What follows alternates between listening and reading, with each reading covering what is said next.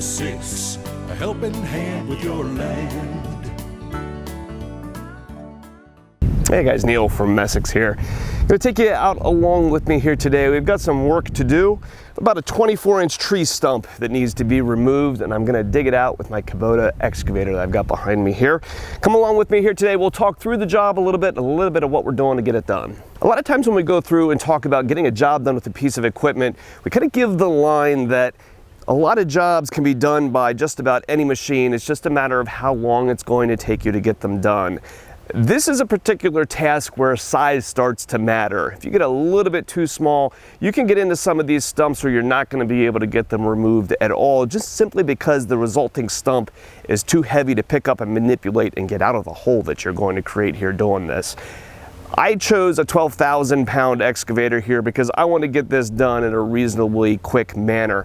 I'll be able to go through and dig this stump out here in probably about 15 or 20 minutes with a machine this size. If you go at this with a tractor that's overall too small, you're going to get some roots in here that are just too big to be able to break out with the machine, requiring you to, say, dig the dirt out and jump in there with a chainsaw or something. So size matters. So if you've got a lot of these things to do, in total I have about a half a dozen of them that I need to dig out. Bringing out a little bit larger piece of equipment, maybe renting something in order to get the job done, is going to make things a lot easier to get done and not put the wear and tear on an undersized piece of machinery. So we start here by starting up the machine, turning on our thumb hydraulics. Now you'd be surprised with YouTube videos how little preparation I do for these things. This is one where I did actually do a little bit. When you watch me here, I'm pretty competent at using an excavator, but there are guys who are real operators of these machines that do these kinds of work day in and day out and are far more competent than what I am.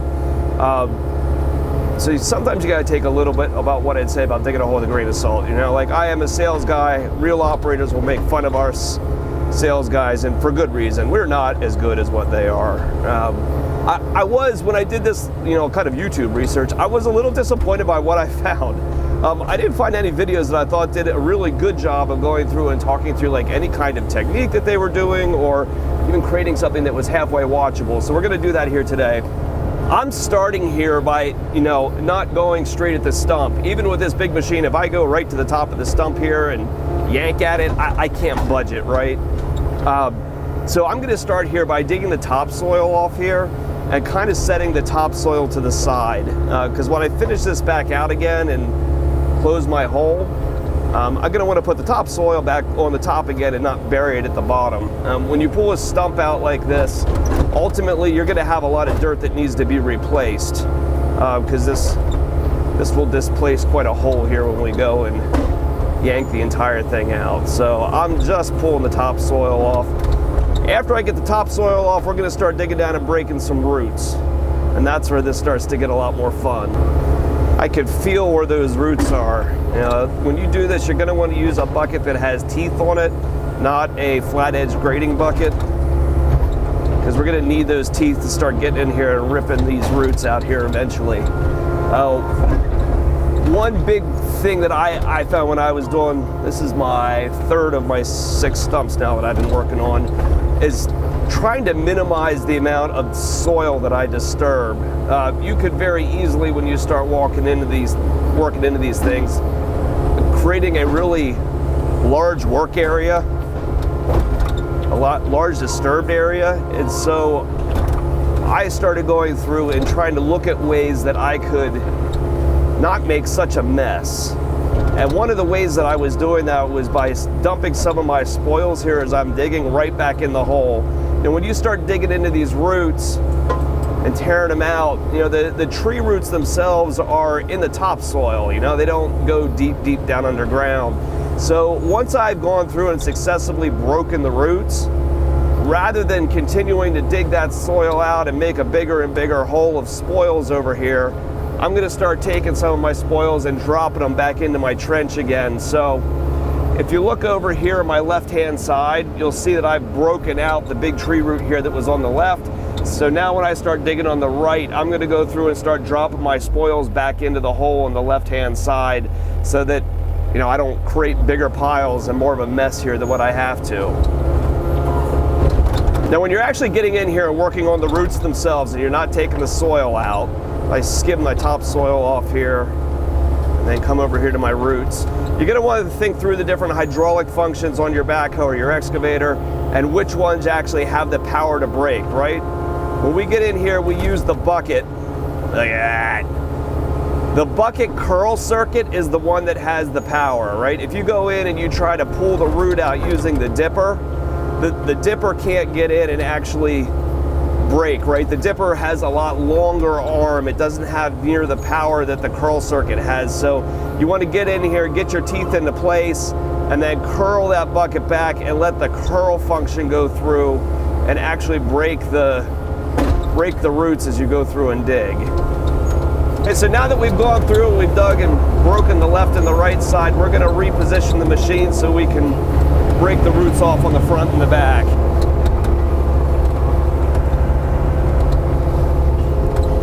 Now you notice here that I'm digging over top of the blade. It would have been easier for me just to kind of drive the machine over here and dig off the side. I wouldn't have had to drive and tear things up quite as much. When you get in here and you start leveraging yourself against these roots, you will start picking the machine up. And here's a big one. The hydraulics will start fighting you here a little bit. So you want to be able to get that blade set down in and get the front of the machine popped up a little bit so that when you start pinning that bucket underneath the roots and bringing those teeth up to try to break the root structure, that the machine is staying planted in place. If you're over the side, you don't get nearly as much air. You don't get nearly as much power out of the machine before it starts to lift up.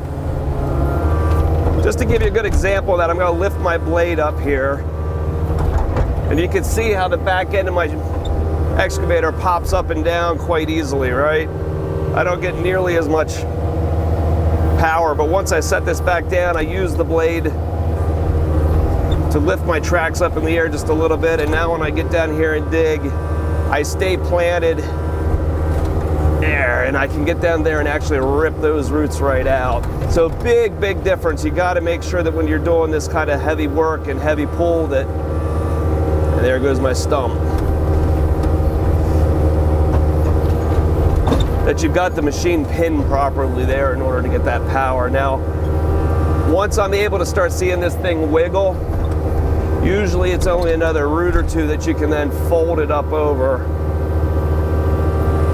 and just use the boom in order to roll the stump. You're not going to be able to come out here and just grab the top and knock it out, right? Your house swing doesn't have enough power to push. You got to continue to use the functions where the excavator has power, right? Get underneath of it, get the bucket under it, curl it, lift it, and get that thing loosened entirely.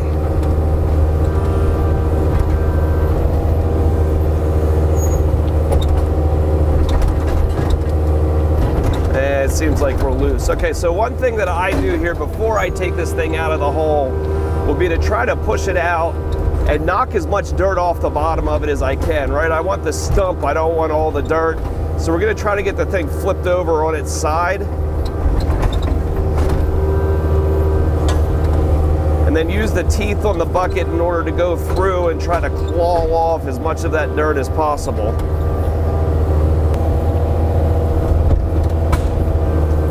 Now, in order to get this thing up out of the hole, you've often got some work to do. So a lot of times we can get in here and start to try to roll this thing backwards.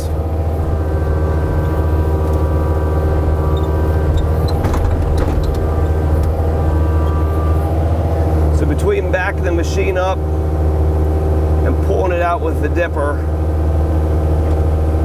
we're going to try to roll it. Now I've seen these done before where guys will kind of cradle the stump on the front blade or hold it in the dipper.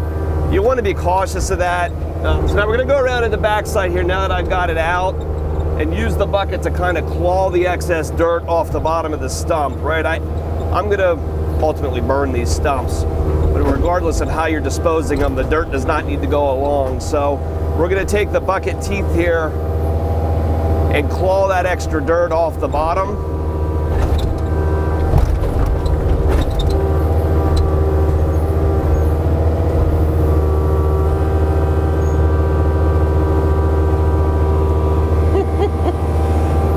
Now, many of you might have looked and said this, why not just grab it with the thumb from the get-go?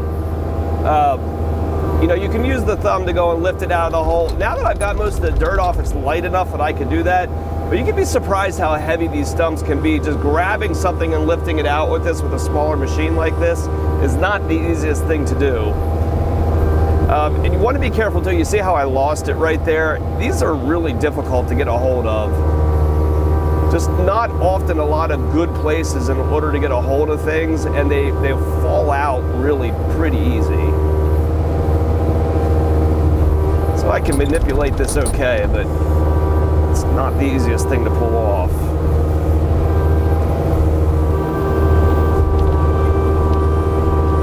So here's a little one, about a 6-incher that's in here. Now look at this. Now this thing I can just yank right out. I don't even need to fight or dig around it like I did with the big one.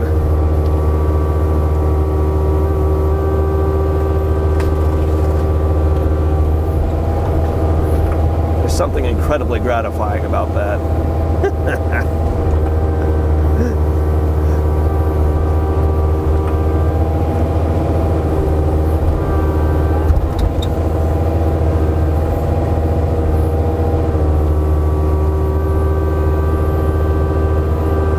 Got a big root system. You can pluck those roots right out of the ground with the thumb.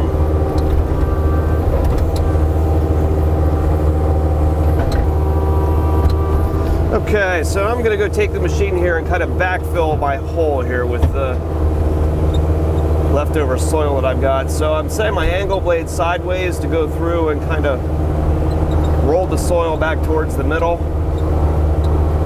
This is one of the times that it's worth investing in an angle blade machine. Stuff like this, at least for me, when I'm able to take that blade and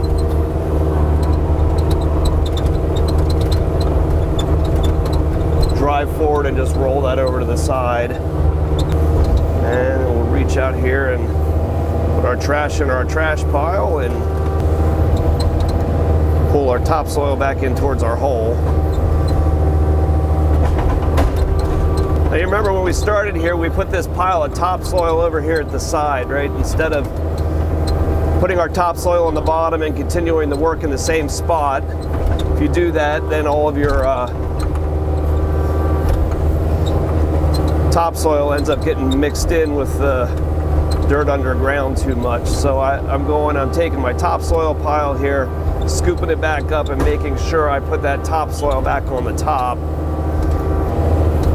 One thing I am not going to be good enough here compared to a real professional excavator is giving a kind of a good finished grade here to this when it's done. I'm going to come back here through with my tractor then and, you know, use a tractor, or if you have a skid steer on your job site or something, to go through and use that larger, wider bucket in order to level this out. You know, you can be tempted to try to do what I'm doing here, to run this bucket left and right in order to try to smooth this out. But you'll just find very soon as when you get further away from the machine like this, you just totally run out of power. The house of an excavator doesn't have a whole lot of left-right swing power to actually be going through and moving material, right? It's the functions in and out on the dipper where you have that hydraulic power, not left and right by swinging the house. So you can come across here and try to skim and scrape as much of that topsoil off as what you can, and then carry the bucket over and then drop it where you want it. Don't use the swing in order to try to level things out. It just isn't going to work for you. So now that I've got most of that where I want, I'm just going to drive the machine back and forth on top of this here a couple times and try to